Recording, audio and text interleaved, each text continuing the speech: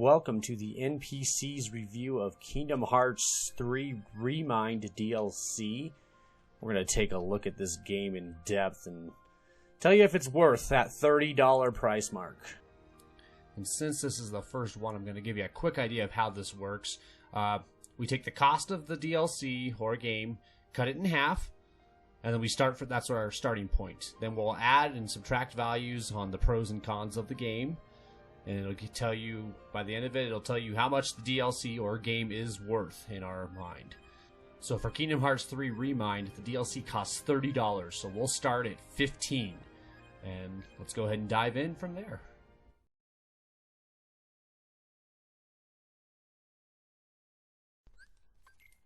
Boy, does this game have some balls with this DLC. Okay, first off, the story is rehashed. And the idea is that Kairi's heart has been split, and now Sora must go and search for it. But you search for it all by yourself. So a game series with central themes of friendship and togetherness wants you to now go at it alone. It doesn't really make sense, but then again, nothing about Kingdom Hearts has ever made sense. I suppose the way to think about the DLC is that Kingdom Hearts ReMind is the true ending to the game. And that's kind of cool, since it will allow you to see the final scenes of the game from a new perspective and some alternate battles from a new perspective, and you get to see what really happened.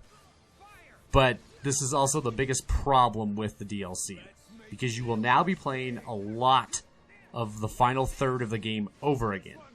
You'll play the same missions, the same bosses, the same areas, and the same cutscenes. So, to give you an idea, I finished the DLC in about 6 hours, and 3 to 4 of it were things I had already played in the main story. That's a huge problem.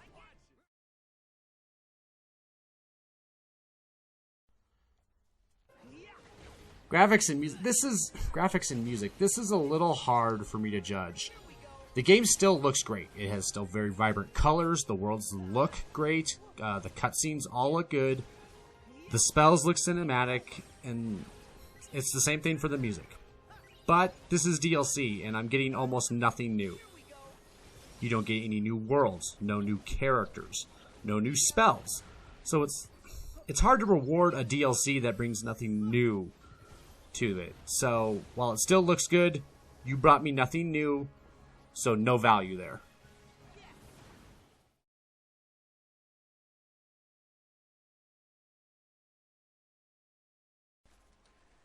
Gameplay. Ooh. So, Kingdom Hearts ReMind does still play well in many ways. The combat is still fluid, and it still looks good. They did add some playable characters, including, Riku, Kairi, and Mickey Mouse. And you get to play those alternatively to Sora in a lot of ways. So that helps break up the repetitiveness of replaying many of the same bosses in that final third of the game. And they did do a giant group battle, which is maybe the highlight for like a new idea for this DLC, like a new boss style. But on the flip side of this, the game is still way too easy. I sped through the entire campaign with an under-leveled Sora and still steamrolled the DLC. Level 40 when you could be up to 60 by then. You can still basically button mash X on PS4 and get through, and that's exactly what I did until the second part of the DLC, which features a boss run, and then the difficulty just skyrockets. And not like in a fun Dark Souls way, but like in a just jack up the HP and the damage of the same bosses you just played. And to beat this part of the DLC requires a huge grind of the main game. Basically, you have to do everything. You have to find every emblem. You have to do all the postcard side missions. And then you get a fully leveled up 99 level Sora. And then maybe you have a chance. But, see, that's just poorly designed. So, gameplay... No change.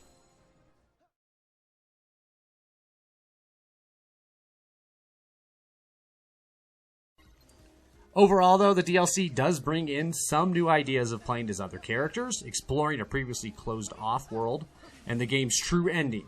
So those are all good, but in the end, you do play the same bosses with no new worlds, no new summons, or new keyblades, like new fight styles.